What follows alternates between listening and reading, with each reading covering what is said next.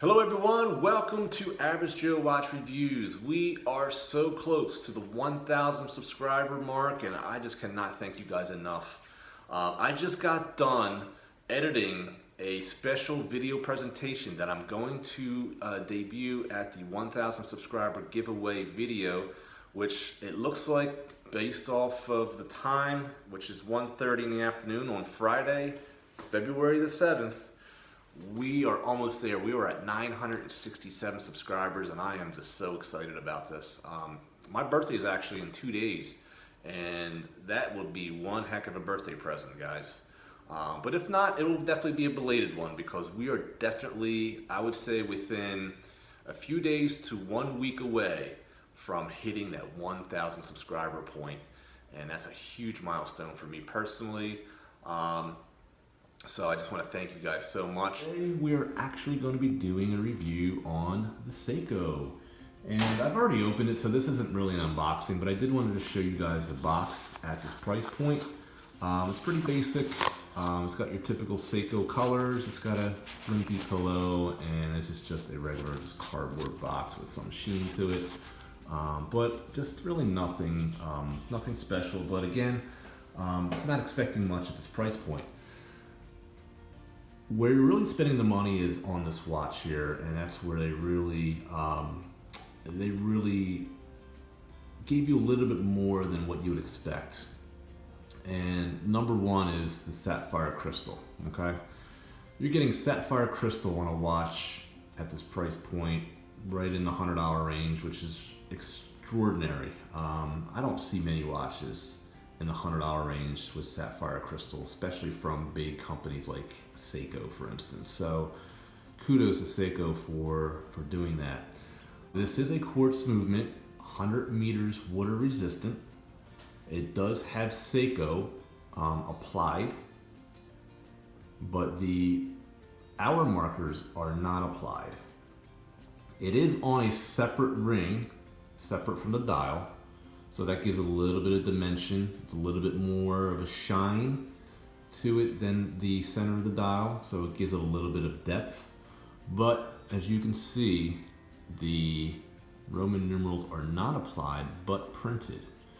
Now there is a railroad hour marking, minute marking system in the outer bezel there.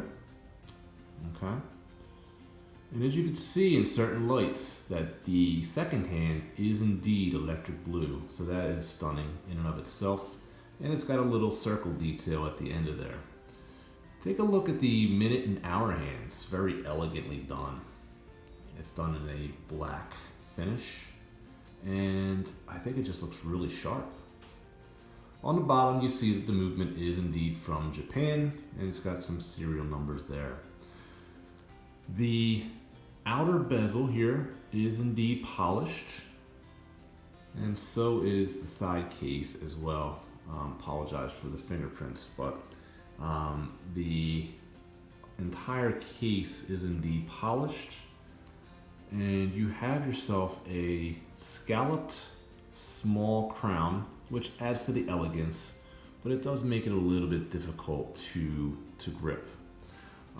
In order to set the date, you bring your nail in the back of the crown and you put it to the first position, you set the date, and the second position of the crown will indeed set the time. Now, this Seiko comes with a beautiful leather strap, and it's not just any strap or not just any leather, it's a Seiko calf. So this one's a lot softer than your full grain typical leather.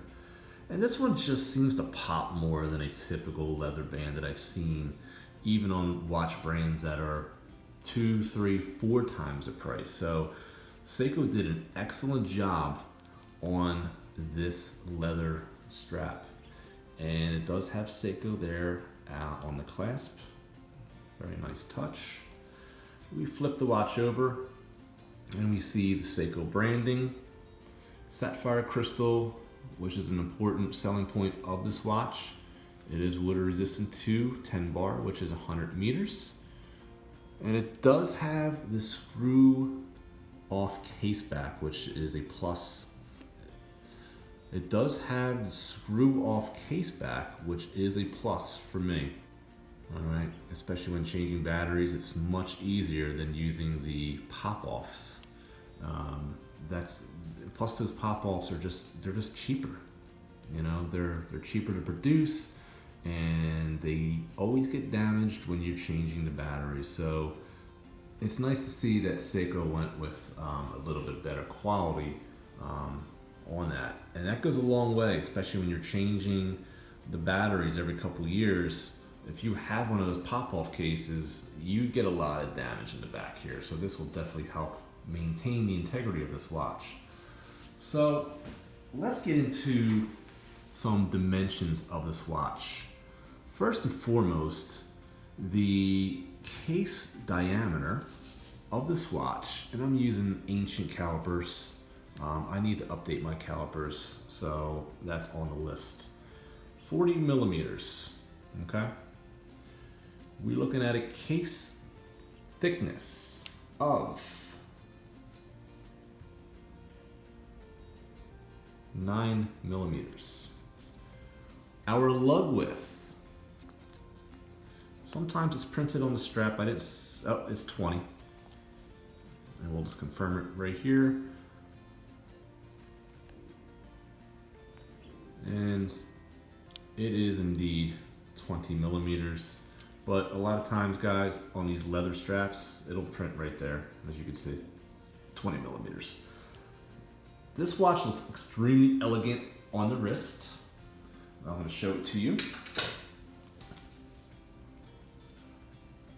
I have a 7-inch wrist, and this is how the watch wears. Extremely beautiful piece. The watch in this configuration, in my opinion, is indeed very dressy. If you want this to be more of a jean t-shirt type of watch, simply change out the strap for maybe a silicone, NATO, even a metal strap, and I think you could get away with it. But in this configuration, it's definitely a little more upscale, a little more elegant, a little more classy. But guys, it's your watch. You do anything you want with your watch and how you want to wear it. So my thoughts, at this price point, you're getting an extremely good value. Quartz movements, first and foremost, are so much more accurate than any automatic. That's first and foremost. So if you don't care about a smooth, sweeping hand, and you want accuracy in a good branded watch that is elegant and classic, this is definitely the watch for you at this price point.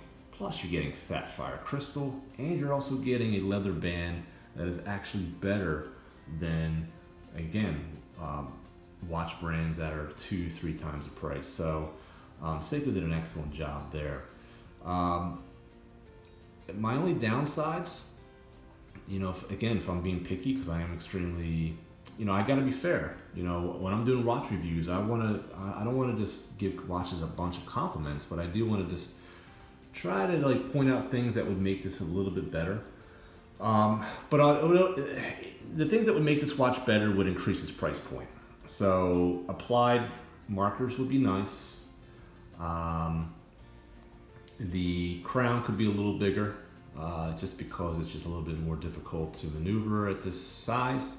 I'd like to see maybe some brushing on the side and some maybe contrast with some polishing. The watch as is, you're definitely saving money because they were able to cost cut in the right places.